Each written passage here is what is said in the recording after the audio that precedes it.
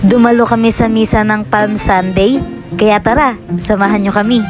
Ako si Angeline, nag-aaral, nagba-vlog at nagnenegosyo. So hi guys, samahan nyo nga pala kami ngayon. Nasimba kami dito sa may Cathedral Shrine and Parish of the Good Shepherd. So malapit yan dito sa may Republic guys. Ang haba ng pangalan nila. Pero yung katabi daw niyan guys ng simbahan na yan, yung mga clinimate na namatay. So dyan nakalibing guys.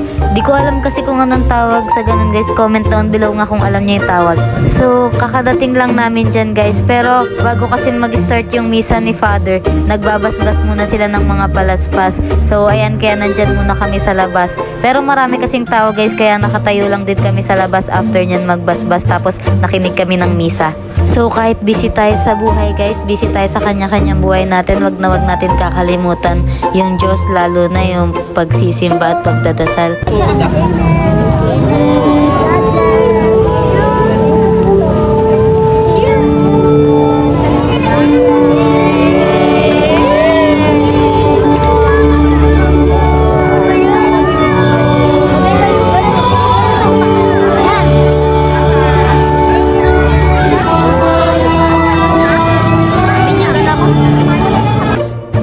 So napunta nga pala muna kami sa gilid niyang simbahan guys, kasi meron dun yung magsisindikan ng kandila. So bawat kulay may kanya-kanyang ibig sabihin. So yung kinuha namin guys, green, red, yellow. So na-scroll ko kay Father Raura guys, ang pagdarasal ay hindi dagdag trabaho, pamamahagi ito kasama ng Diyos na pinaka nakakaalam ng lahat ng mga nakakapagpapagod sa'yo.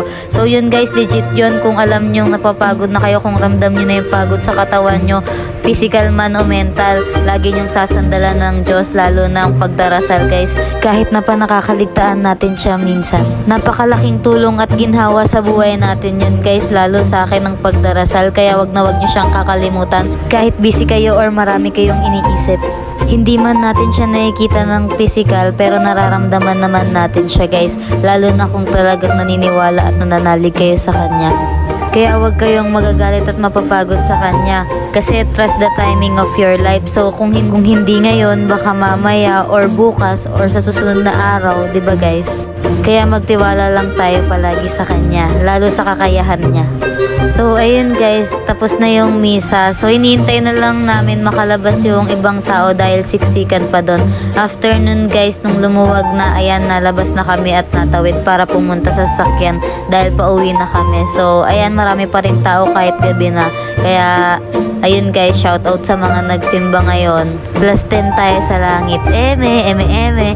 So dito ko na nga pala tatapusin yung vlog ko guys. So salamat sa panonood. Next vlog naman ulit. Bye! And don't forget to follow my social media accounts. Thank you!